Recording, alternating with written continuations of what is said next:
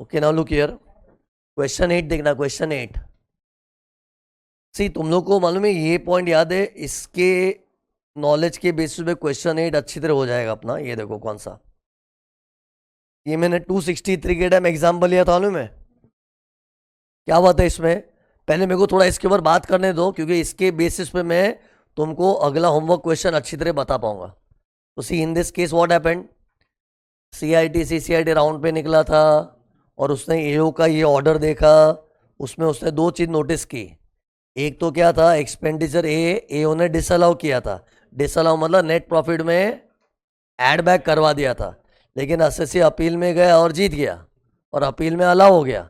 और वो अलाउ हुआ, वो CCIT को एरोनियस लग रहा है, क्योंकि मे भी सुप्रीम कोर्ट कुछ अलग कहती होगी और इधर अपील में इसको अलाउ कर दिया था, तो उसको एरोनियस लगा। और एक मैटर था जिसमें AO ने ही अलाउ कर दिया था, मतलब नेट प्रॉफिट में लेस हुआ था, उसको होने दिया। अलाउ का मतलब समझता ना क्या है, नेट प्रॉफिट में कुछ खर्चा लेस हुआ था, AO ने बोला okay okay allowed allowed, but वो एरोनियस था। बट ये गड़बड़ किससे हुई थी, AO से। तो अपनी क्या बात हुई थी, जो AO ने भूल चूक की है उसको तो 263 में रिवाइज कर सकते, लेकिन अपील वालों ने जो गड़बड़ किया है ना, उसको चेंज नहीं कर सकते। बिकॉज अपील वाले कितने भी बड़े लफड़े करते हैं ना, वो फर्दर अपील में ही चेंज हो सकता है। याद आया पॉइंट, इसको क्या बोलते हैं, डॉक्ट्रिन ऑफ पार्शियल मर्जर। अब पता है ये जो पार्शियल मर्जर का कॉन्सेप्ट है ना, ये मैंने पढ़ाया भले तुमको 263 में था, बट यू कैन जनरलाइज। 154 में भी एप्लीकेबल है, 147 में भी एप्लीकेबल है। अब इसको 154 के टोन में एग्जाम्पल चेंज करके बताओ। चलो, मैं तो तुमको ये 263 के बेस में तुमको सिखाया था ना, अब एक 154 के टोन में ये एक्सप्लेनेशन कैसे आएगा। इसे इमेजिन करो, एक ऑर्डर में एक मिस्टेक को लेके अपील हुई थी। अब एक और मिस्टेक है जिसमें अपील नहीं हुई थी, मीन्स अभी एरर के बदले में मिस्टेक वर्ड यूज करूंगा। सेम इधर एरर था, error is something debatable, arguable, and the word mistake is something which is very silly and not arguable. 154 में वही है ना कि अपेरेंट मिस्टेक होता है, तो यही रूल 154 में भी एप्लीकेबल है। जैसे आज अगर कोई 154 में ये वाली मिस्टेक को रेक्टिफाई करना चाहे तो कर सकता है, क्योंकि अपील में नहीं घुसी है। लेकिन अगर कोई चीज अपील में घुस गई और अपील वालों से कुछ अपेरेंट मिस्टेक हुई है, तो उसको टच नहीं कर सकते। अरे मतलब जो 263 में रूल बनाया था ना, it is also applicable in 154। In fact पूरे इनकम टैक्स लॉ में डॉक्ट्रिन ऑफ पार्शियल मर्जर चलता है। मतलब एक रूल ही जनरलाइज कर दो, जो मैटर अपील में गया ना उसको डू नॉट टच, बट उस मैटर को do not touch. Other matter को बिंदास touch if it is touchable. Touchable मतलब 154 में टच करना है तो अपेरेंट मिस्टेक होनी चाहिए, 263 में टच करना है तो एरोनियस प्रीजुडिशियल टू गवर्नमेंट, 147 में टच करना है तो कुछ एस्केपमेंट होना चाहिए। तो ये रूल को जनरलाइज कर दो, उसके बेसिस पे ही क्वेश्चन बना है। खाली एक ही जगह है ना टोटल मर्जर चढ़ता है, इसमें 264। उसमें क्या था, अगर एक ऑर्डर के 5-6 मैटर में से एक मैटर के ऊपर भी अपील छिड़ गई ना, तो वो ऑर्डर को टच भी नहीं कर सकते, पूरा ऑर्डर अपील में मर्ज हो गया, टोटल मर्जर। जैसे ये 264 के सेंस से बोलो, इस मैटर पे SSC ने अपील कर दी अपने दुख के लिए। 264 में दुखियारे लोग जाते हैं ना, तो उसने अपने एक दुख के लिए अपील चालू कर दी, तो दूसरे दुख को भी 264 में टच नहीं कर सकता, टोटल मर्जर था। बात पता है। इन शॉर्ट ये सब बात करें, मैं बोलना क्या चाह रहा हूं, एक चीज जनरलाइज कर दो, इनकम टैक्स लॉ में अपने हमेशा मैटर वाइज चलते हैं। मैटर समझता है कि नहीं। सी कभी भी असेसमेंट होता है ना, तो कुछ 2-3 पॉइंट्स के ऊपर स्क्रूटिनी होती है। जैसे आज मेरा भी इनकम टैक्स वाले फाइल खोलेंगे ना, तो मेरी को 2-3 पॉइंट को लेके होगी। जैसे वीडियो लेक्चर को लेके उसको डाउट आ गया, या फिर मेरा कोई शेयर मार्केट से रिलेटेड को डाउट आ गया, ऐसे 1-2 पॉइंट को लेके बात होता है, उसको मैं मैटर बोल रहा हूँ। बाकी तो सी मेरे जिंदगी में तो बहुत खर्चे, बहुत इनकम से, हर चीज पे थोड़ी बात करते, कुछ लिमिटेड बातें होती है ना। तो ये A B मतलब ऐसे कोई मैटर है। तो इन शॉर्ट तुम लोग मैटर क्या है छोड़ो ना, पॉइंट क्या है, जो मैटर अपील में गया ना उसको कोई भी टच नहीं कर सकता है। चाहे वो अपील उसकी चल रही हो कि appeal has been decided. Appeal matter can not be touch neither under 263 nor 154 nor 1 any section. Generalise कर दो. But non appeal matter can be बिंदास टच्ड. ये जनरल रूल है. अब है ना, अब ये सब डिस्कस करेंगे, थोड़ा अच्छा इंपैक्ट आएगा. पढ़ो. Assessment of Vindhyas Limited was completed under section 143(3) with an addition of 21 lakhs to the returned income. समझा? मतलब जो रिटर्न में हमने दिखाया था ना, उसमें 21 लाख इन लोगों ने जोड़ दिया. हो सकता है कोई हमने खर्चा गलत माइनस कर दिया था, तो उन्होंने माइनस हुए खर्चे को वापस ऐड करवा दिया. कोई भी मैटर होगा, तो ऐसा असेसमेंट हुआ था. फिर Vindhyas limited preferred an appeal before सीटा. मतलब ये जो 21 लाख की एडिशन हुई थी ना, वो असेसी को जमा नहीं होगा. जमता क्यों नहीं है? क्योंकि ऐड हुआ तो प्रॉफिट बढ़ा तो टैक्स बढ़ेगा, तो जमा नहीं होगा. तो इन लोग ने अपील कर दी होगी, विच इज पेंडिंग ना. अपील चल रही है. सी, एक बार अपील होगी ना, चाहे वो अपील चल रही हो कि डिसाइड हो चुकी हो, इस मैटर को कोई भी छुएगा नहीं. अभी अपील वालों के अलावा और कोई टच नहीं कर सकता है. ओके. बट कोई दूसरे मैटर को कोई टच करना चाहे ना, on the same order, it can be done. यही बात हुई थी ना अभी. अब देखो क्वेश्चन में पूछना क्या जा रहा है. इन दिस बैकड्रॉप, बैकड्रॉप मतलब इस बैकग्राउंड, बैकग्राउंड हो गया background. Examine the following issues. First one में देखो क्या हुआ था. Based on a fresh information that there was escapement of income for the same assessment year, can the assessing officer initiate reassessment proceedings when the appeal is pending before सीटा. मतलब पूछ क्या रहे. देखो, can the AO initiate reassessment proceeding. What is reassessment proceeding? 147 income escaping assessment. इन लोग पूछ क्या रहे. AO इनकम एस्केपिंग असेसमेंट की कार्रवाई कर सकता है ऐसे हालात में कि जब बंदा वो अपील में घुसा पड़ा है. ये तो अपील में घुसा पड़ा है ना, देखो ऊपर लिखा था, ठीक है ना. When the appeal is pending. ये कौन सी अपील है? वो अपील किए थे ना वो 21 लाख के एडिशन के लिए. तो क्वेश्चन ये पूछ रहा है, बंदे की अपील चल रही है और ऐसी सिचुएशन में क्या उसका 147 रीओपनिंग हो सकता है? बराबर. तो सी, किसी की अपील चल भी रही हो ना, तो भी उसका केस रीओपन हो सकता है. लेकिन जिस बात पे अपील चल रही है उसको लेके नहीं, कोई और पॉइंट को लेके. जैसे आज इमेजिन करो मेरा कोई ना अपील में केस वेस चालू है, तो उसका मतलब ये नहीं हो गया मेरा अपील चल रहा है ना, मेरे को कोई छेड़ना मत, अभी 140 से ना मुझे रीओपन मत करना. तो बोले पागल है, तेरा जो मैटर पे अपील चल रहा है ना, उसको लेके हम लोग कुछ नहीं करेंगे, लेकिन तेरे कोई दूसरे मैटर है उसको लेके करेंगे. जैसे मान लो मेरी अपील चल रही कोई वीडियो लेक्चर की आर्ग्यूमेंट को लेके, वीडियो लेक्चर है ना मेरा धंधा यार, उसको लेके, तो उसको लेके कुछ रीओपनिंग नहीं होगा. लेकिन मेरा कुछ इन लोगों को शेयर मार्केट का मालूम पड़ा, ले पकड़ चीटर, शेयर मार्केट में लफड़े करके बैठा है शीरीष व्यास, तो दूसरे मैटर को कर सकते हैं ना. तो टेल मी, इधर आंसर क्या देना चाहिए? इधर रीअसेसमेंट की जो इच्छा रख रहा है, easy wanting to do for other matter or for the same matter? इधर देखो ये वर्ड कीमती था. Based on fresh information. Fresh मतलब fresh, something different from the matter जिसका अपील चल रहा है. जिस पे अपील चल रही है वो तो जूना घिसा पिटा मैटर, उसमें कितने झगड़े होंगे, उसमें अपील चालू हुआ है.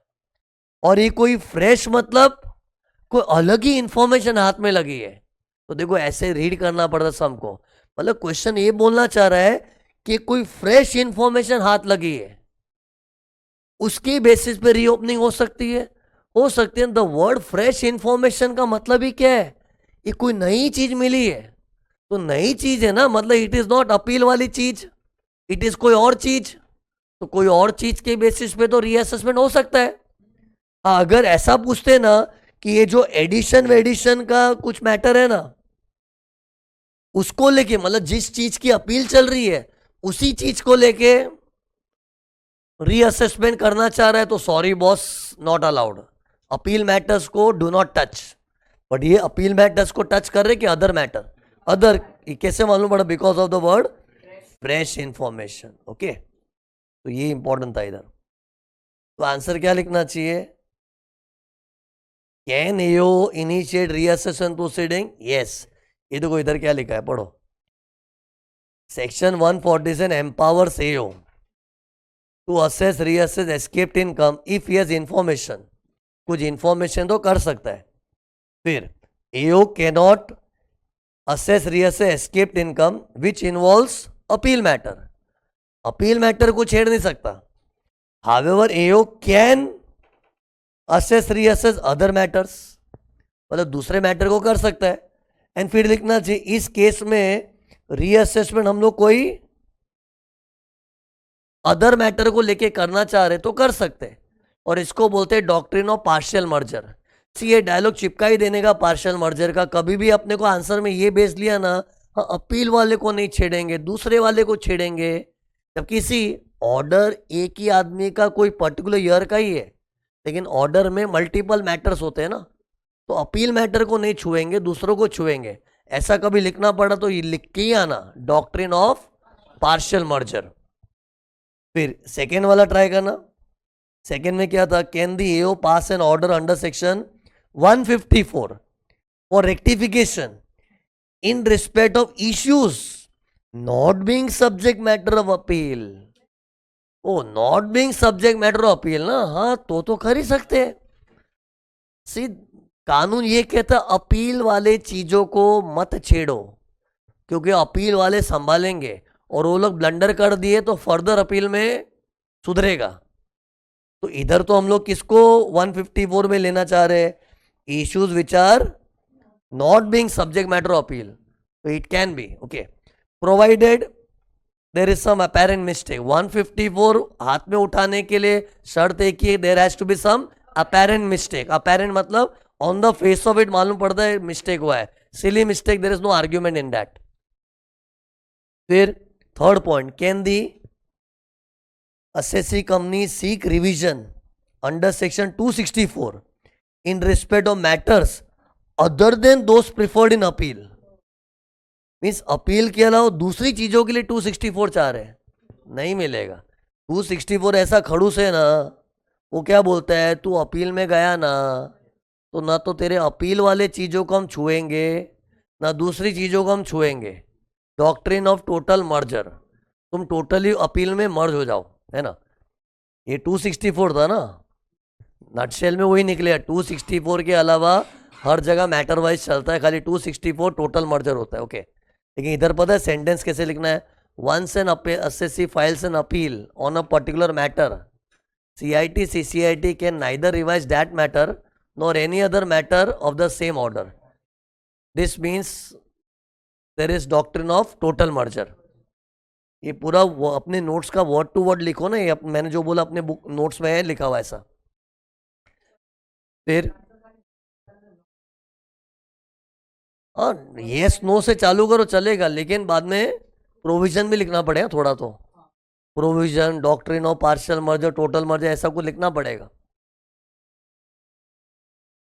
फिर can commissioner make a revision under section 263 both in respect of matters covered in appeal and other matters? मतलब ये क्या बोल रहे हैं? मतलब appeal matter, other matter, both, दोनों को 263 में ले सकता है? नो, 263 में अपील मैटर को ले ही नहीं सकते। अरे अपील मैटर में तो कोई भी सेक्शन बीच में नहीं घुस सकता है। तो इधर क्या लिखना चाहिए? नहीं, 263 में appeal matter, other matter, both can not be taken up. Yes, however 263 can be done for other matters which are not related to appeal. Again here there is doctrine of partial merger. मतलब nutshell में वही निकला ना, कोई भी actually देखा तो इन लोग तीन कितने सेक्शन इन्वॉल्व किए? इधर 4 सेक्शन इन्वॉल्व किए। देखा, इधर 147 हो सकता है क्या, इधर 154 था, फिर 264 था, 263 था, सब पॉसिबल चीजें ले ली। सब में रूल एक ही है, खाली 264 में there is a doctrine of total merger. Okay, तो ये पूरा थियरी टाइप क्वेश्चन था। यस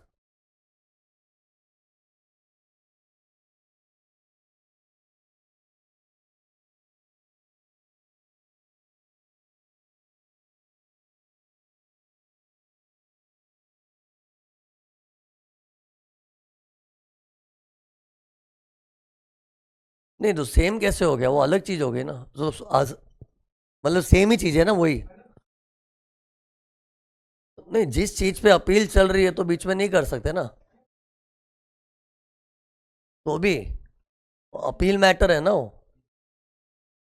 वो बोगस परचेज का तुम्हारा जो एग्जाम्पल है वो मैटर अपील में चल रहा है ना। तो अपील वाले को दिमाग नहीं है?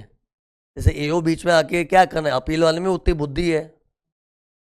जैसे आज एक स्टूडेंट मेरे पास आ रहा है तो मैं उसको संभाल रहा हूँ ना, तो बीच में दूसरे टीचर लोग थोड़ी आएंगे, मैं देख रहा हूँ ना उसको। मेरे को भी नॉलेज है क्या करना है वैसे।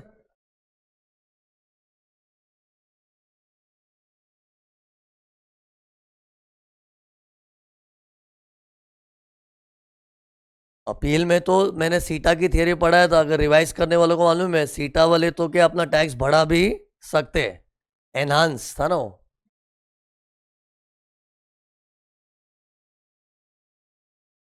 क्यों रीओपन करेगा? जो मैटर अपील में चल रहा है ना तुम्हारे केस में। सी, कोई मैटर अपील में चल रहा है ना, तो मतलब सोचो बड़े लोग देख रहे, भाई बड़े लोग देख रहे, देखने दो। बाकी बड़े लोग भी गड़बड़ करते हैं तो करने दो ना, आगे फर्दर अपील में सुधरेगा। ऐसा थोड़ी हाईकोर्ट गड़बड़ नहीं करता है, करता है। लेकिन उसको सुधारने का तरीका क्या है? सुप्रीम कोर्ट में जाए कोई, ना जाए तो गड़बड़ गड़बड़ की तरह रहेगी। सी, अपील वालों का जनरलाइज ही कर दो ना।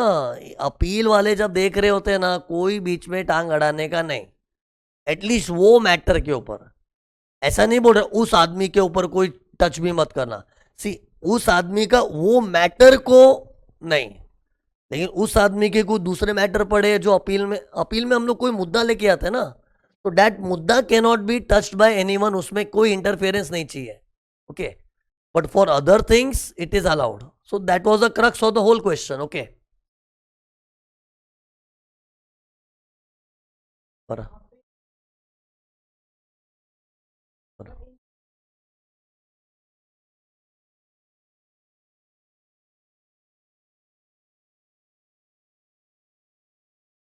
बराबर। हम्म। हाँ, सी उसका डाउट है, फ्रेश इंफॉर्मेशन जो है वो कैसे मालूम कि आपने जो रफ सीएस बताया था वो वाला है, तो वो मान के चलना चाहिए। सी, क्वेश्चन कोई अलग ट्रैक पे जा रहा है, बच्चों का ये नहीं टेस्ट कर रहे ये वैलिड इंफॉर्मेशन है कि नहीं। तो सी, इधर तो अपने वहाँ ठीक है ना, रफ सीएस वाला होगा। इधर क्वेश्चन पूछ क्या रहा है, इंफॉर्मेशन को लेके उनको नहीं है, क्या रीअसेसमेंट हो सकता ही नहीं, वो पूछना चाह रहे हैं। तो फिर क्वेश्चन ही वैसा फ्रेम होगा ना, कि क्या ये इंफॉर्मेशन के ऐसी टाइप की इंफॉर्मेशन 147 के लिए चलती है, तब रफ सीएस का नॉलेज दिखाओ। क्या ये रफ सीएस जैसा नहीं है, ये तो कुछ भी है, तो नहीं चलेगा। देन क्वेश्चन का फ्रेमिंग भी अलग स्टाइल में होगा ना फिर वो। क्वेश्चन 8 हो गया, फिर देखो जल्दी नेक्स्ट।